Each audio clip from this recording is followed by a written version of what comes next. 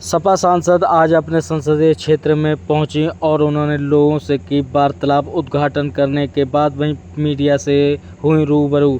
उन्होंने मीडिया से बात करते हुए बताया कि भाजपा सरकार की नीयति ठीक नहीं है, जिसको लेकर लगातार चुनावों में बेईमानी कराती चली आ रही है।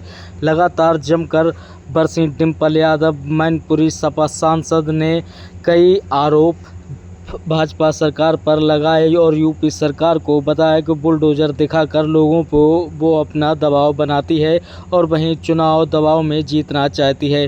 वहीं भाजपा की नीतियों को लेकर कई सवाल डिम्पल यादव ने खड़े किए। पार्टी कह रही है कि भाजपा तरल का किला ढह देगी इस बार। मैं समझती हूँ पिछली बार भी जो लोग 80 में से 80 की बात कर रहे थे और जब रिजल्ट आया तो हम सबने देखा कि किस तरह पूरे प्रदेश की और देश के लोग हैं वो भाजपा की जो नीतियां हैं उनके खिलाफ हैं और सब लोग एक साथ आए और मैं समझती नतीजे हमारे सामने थे। और इस बार जो असेंबली के जो 10 उपचुनाव फिर से होने जा रहे हैं इसमें भी हम देखेंगे कि बहुत ही अच्छे नतीजे आएंगे।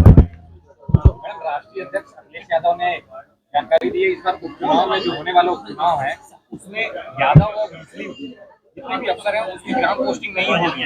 अधिकारी मनमाने तरीके से ग्राउंड पे उतारे जाएंगे और भाजपा की साजिश है कि अधिकारियों के सारे चुनाव जीतने का प्रयास होगा। मैं समझती लगातार जो चुनाव हुए हैं यहाँ पे 2017 के बाद से लगातार शासन और प्रशासन का चुनाव को जीतने का प्रयोग किया गया है और जहाँ हम पहले बात ये समझ नहीं पा रहे थे लेकिन आने वाले चुनाव में हम पूरी तरह इस रणनीति से वाकिफ हैं और किस तरह ये दूसरे विपक्षी पार्टी के जो नेता हैं जो संगठन के लोग हैं उनको सताते हैं। इस नीति से भी अब सब इनका जो ये चक्र है उसके बारे में जान गए हैं। मुझे पूरा विश्वास है कि इस चक्र को भेदने में समाजवादी पार्टी सक्षम है और भेद पाएगी।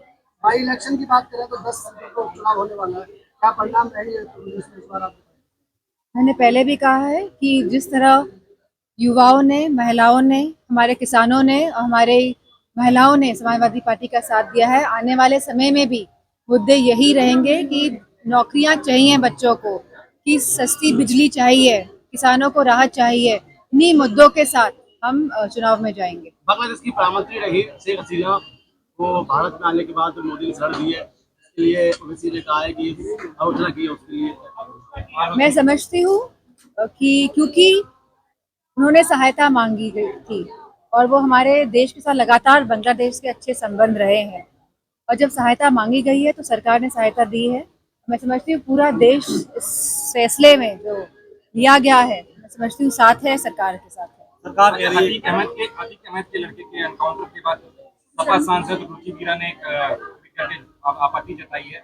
जिन पुलिसकर्मी शामिल थे उनको सम्मानित किया गया है, ये डेमोक्रेसी के लिए बहुत खतरनाक है। समझती हूँ जो मौजूदा सरकार है लगातार चाहे बुलडोजर हो तो ये संदेश दे रही है कि जो हम भय की राजनीति का प्रयोग कर रहे हैं, लेकिन अब लोग जागरूक हैं और जो ये संदेश देने का काम कर रहे हैं। हमने देखा मैनपुरी में भी किस तरह बुलडोजर लाके ये संदेश दिया गया था भय की राजनीति का। और मैं सभी मैनपुरी के सभी जनों को धन्यवाद देना चाहूंगी क्योंकि आप सबकी वजह से ही आज समाजवादी पार्टी और मैं आप सबके बीच में मजबूती के साथ खड़ी हूँ। तो आप सबका बहुत बहुत धन्यवाद और आभार भी कहना चाहूंगी आप चैनलों के माध्यम से। सरकार सवाल उठा रही है कन्नौज में रेप पीड़िता के लिए समाजवादी पार्टी कोई लड़ाई नहीं। सभी महिलाओं की हक की लड़ाई के लिए समाजवादी पार्टी हमेशा साथ देगी और क्योंकि अब यह केस पुलिस के हाथों में है और दोनों ही भाजपा जो है एक ऐसी पार्टी है जो संवेदनहीन पार्टी है, इनको महिलाओं के मुद्दे से कोई मतलब नहीं है, लेकिन ये चाहते हैं कि जब इस तरह की महिलाओं के मुद्दे आए तो उसका राजनीतिकरण कैसे हो और उसका लाभ कैसे उठाया जाए। इस रणनीति के तहत, उस मानसिकता के तहत भाजपा सदैव काम करती आई है, लेकिन जो मूलभूत जो सुविधाएं हैं, जो महिलाओं के जो इश्यूज हैं, उस पर कभी इस पार्टी ने बात नहीं करी भाजपा ने। तो मैं समझती हूँ इसी के तहत समाजवादी पार्टी हमेशा महिलाओं के साथ खड़ी दिखाई दी है और आने वाले समय में खड़ी दिखाई देगी। मैडम, कोलकाता में महिला डॉक्टर की तरीके के बाद अभी तक वहां पर आरोपियों पर कार्रवाई नहीं है, क्या कहेंगे? राहुल गांधी ने उसमें फांसी की मांग की। मैं समझती हूँ यह कानून का मसला है, फांसी की मांग करिए तो ये तो जज और कोर्ट डिसाइड करेगा क्या सजा दी जाती है, लेकिन क्योंकि अपराध इतना बड़ा है तो हम सभी चाहेंगे कठोर से कठोर इसमें कार्रवाई हो और सजा मिले। मैडम आखिरी सवाल, कन्नौज में नवाब सिंह यादव का जो मामला चल रहा है उसमें बीजेपी के नेताओं का कहना है कि आपके प्रतिनिधि हो रहे हैं काफी मैं समझती हूँ 2019 में मैं चुनाव हार गई थी और जो जिनकी बात आप कर रहे हैं समाजवादी पार्टी का काफी सालों से इस व्यक्ति के साथ कोई रिश्ता नहीं रहा है, ना ये पार्टी के लिए काम कर रहे थे। ये लगातार भाजपा के संपर्क में थे और लगातार अच्छे संबंध इनके भाजपा के लोगों के साथ थे।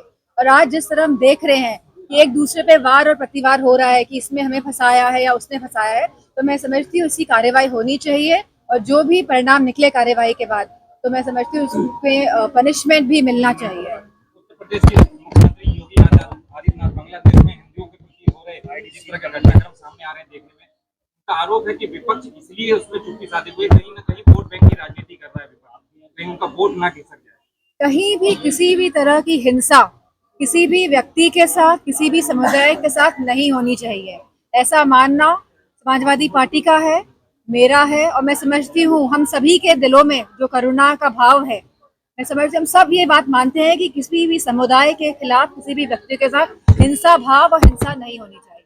कल प्रधानमंत्री जी ने स्पीच में वन नेशन वन इलेक्शन की बात फिर से दोहराई है, उसको किस तरह हाँ, जीएसटी की बात कही गई थी कि one tax, one nation one tax होगा।